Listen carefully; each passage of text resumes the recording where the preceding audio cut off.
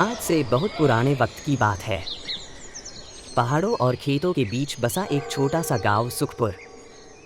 गांव के लोग गरीब थे लेकिन दिल से अमीर।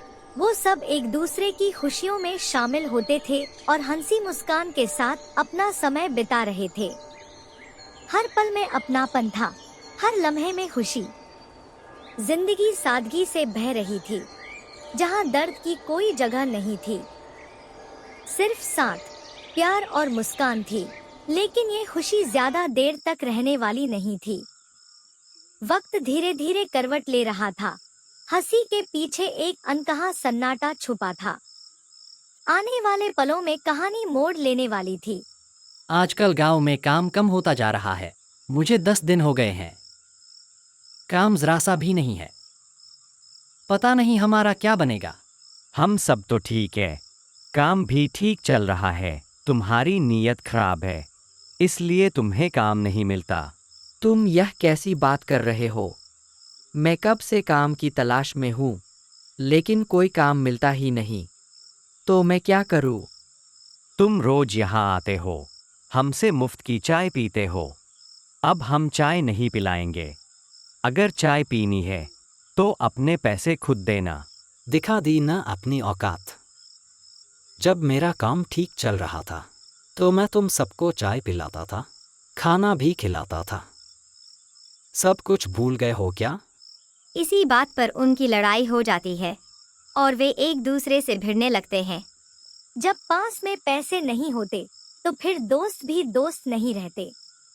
वक्त की आंधी चलती है तो रिश्तों की असलियत सामने आ जाती है। उधर कुमार की पत्नी और बच्चे घर में भूखे बैठे होते हैं। बेटा, मुझे पता है तुम्हें भूख लग रही है। थोड़ा सब्र करो, तुम्हारे पिताजी रोटी लेकर आते ही हैं। फिर हम सब पेट भरकर खाना खाएंगे। कुछ भी हो, तुम्हारे पिताजी खाली हाथ घर नहीं आएंगे। जो साथ थे वो दूर हो जाते हैं और इंसान तन्हा रह जाता है। बाहर इतनी तेज बारिश हो रही है, आप कहाँ थे? और खाना क्यों नहीं लाए? क्या आपको पता है हमने सुबह से कुछ नहीं खाया? आप बोलते क्यों नहीं हो? अब तो मुझसे भी नहीं सहा जा रहा। भूख से तड़पते बच्चों को जरा देखिए, क्या हालत हो गई है उनकी। कुछ तो बोलिए, खाना लाए हो या नहीं? यह सुनते ही कुमार फूट फूट कर रो पड़ता है। वह अपनी पत्नी और 2 बच्चों को गले लगा लेता है और चारों रोने लगते हैं। कविता, मैं क्या करूं? कोई काम ही नहीं मिल रहा। और गांव के लोगों को तो तुम जानती हो, मदद करने के बजाय ताने देने लगते हैं। कोई बात नहीं, हम आज की रात ऐसे ही गुजार लेंगे। हमेशा खाना खाकर ही सोए हैं, एक दिन नहीं खाएंगे तो क्या हुआ? कविता और बच्चों ने कुमार को तसल्ली दी और कहा, हमें इतनी भूख नहीं है, आप परेशान न हो। भगवान ने चाहा तो कल कहीं न कहीं से खाने का इंतजाम हो जाएगा। यह हमारा इम्तिहान है, हम सब सब्र करेंगे। मेरे पास खाने का टिफिन और एक बैग है, शायद कोई इसे खरीद ले। अगली सुबह कुमार वह बैग और टिफिन लेकर बाजार की ओर चल पड़ता है।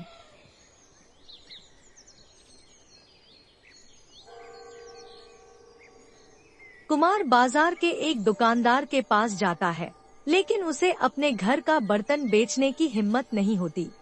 चाचा, मुझे ये बर्तन बेचना है, क्या आप इसे खरीद लेंगे? मैं इसे खरीदकर क्या करूंगा? मुझे नहीं खरीदना। जाओ यहाँ से। सुबह सुबह मेरा धंधा खराब मत करो। मैं बहुत मजबूर हूँ। अगर मजबूरी न होती तो मैं आपके पास कभी नहीं आता। मैं भी मजबूर हूँ। तुमने सुना नहीं? मुझे यह नहीं खरीदना। अब जाओ यहाँ से, अपना काम करो। कहाँ आ गए हो सुबह सुबह मेरा धंधा खराब करने?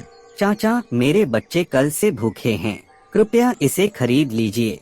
चलो निकलो यहाँ से, नहीं तो धक्के देकर निकालूंगा यहाँ से। कुमार वहाँ से चला जाता है। वह बहुत शर्मिंदा होता है, लेकिन उसके बच्चों का ख्याल आता है।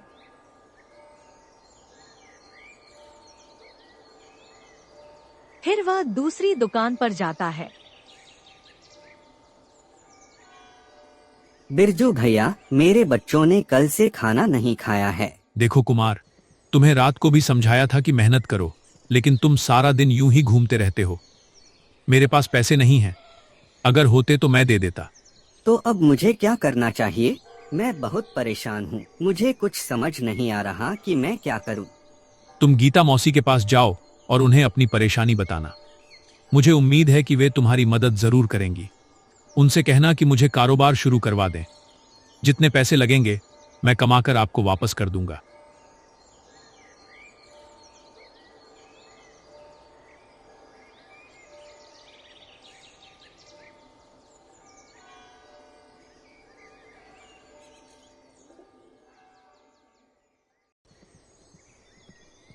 गीता मौसी, मेरे पास काम नहीं है। मैं बहुत परेशान हूँ। कल से मेरे बच्चे भूखे हैं।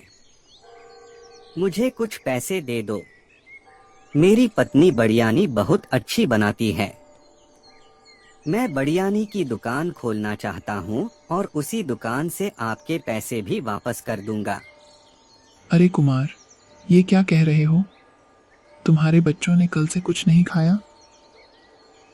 पहले मैं तुम्हें खाने के पैसे देती हूँ। पहले जाओ और अपने बच्चों को कुछ खिलाओ, फिर मैं तुम्हें बिरयानी की दुकान करवा दूंगी। जब भी तुम्हारे पास पैसे हों, मुझे वापस दे देना। एक बात याद रखना, अपनी दुकान पर जब भी कोई भूखा आए और उसके पास पैसे न हो, उसे पैसों के बिना ही खाना खिला देना। पहले जाओ और अपने बच्चों को कुछ खिलाओ। कुमार पैसे लेकर कुछ सामान लेने चला जाता है। वह सोचता है कि मेरी पत्नी और बच्चों की दुआओं से भगवान ने मुझे इतने सारे पैसे दे दिए। अब मैं अपनी बिरयानी की दुकान खोलूंगा। कुमार बहुत खुश होता है। जब वह खाना अपनी पत्नी और बच्चों के पास ले जाता है तो वे बहुत खुश हो जाते हैं। वहीं बैठकर सब खाना खाने लगते हैं और भगवान का शुक्र अदा करते हैं।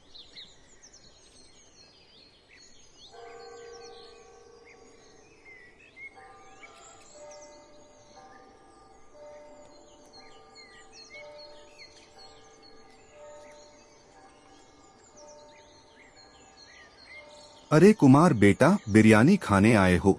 अरे नहीं चाचा। लो ये बिरयानी खाओ और बताओ मेरी बिरयानी खाने में कैसी है। चाचा, तुम्हारी दुकान पर बहुत भीड़ रहती है। मैं भी यहाँ बिरयानी की दुकान खोलना चाहता हूँ। आपकी इजाजत लेने आया हूँ। जरूर बेटा, तुम यहाँ अपनी दुकान खोलो। मुझसे क्यों पूछ रहे हो? हाँ बेटा, मैं भी तुम्हारी दुकान पर बिरयानी खाने आऊँगा। कुमार अपनी दुकान खोल लेता है। आज उसका पहला दिन है। रम्मू काका कुमार की दुकान पर आते हैं। कुमार बेटा, काम कैसा चल रहा है? चाचा, अभी तक तो ठीक चल रहा है। काफी लोग बिरयानी खा गए हैं और बहुत तारीफ कर रहे थे। मैं भी आज खाऊंगा और मजे करूंगा। आज मुझे बहुत खुशी है। देखना, पास के गांव से भी लोग यहाँ आया करेंगे खाने के लिए। अभी देखना चाचा, कुछ ही देर में सब खाना खत्म हो जाएगा और फिर हम रात को सब मिलकर खूब चाय पियेंगे और मजे करेंगे। तभी कुमार की दुकान पर लोगों का जबरदस्त रश लग जाता है। हर तरफ चहल पहल होती है। लोग बड़े चाव से खाना खाते हैं और मजे लेते हैं। किसी के चेहरे पर मुस्कान है तो कोई तारीफ करते नहीं थकता। कुमार ये सब देखकर बहुत खुश होता है। दिन ढलते ढलते आज की कमाई भी बहुत अच्छी हो जाती है और कुमार के सपनों को एक नई उड़ान मिलती है।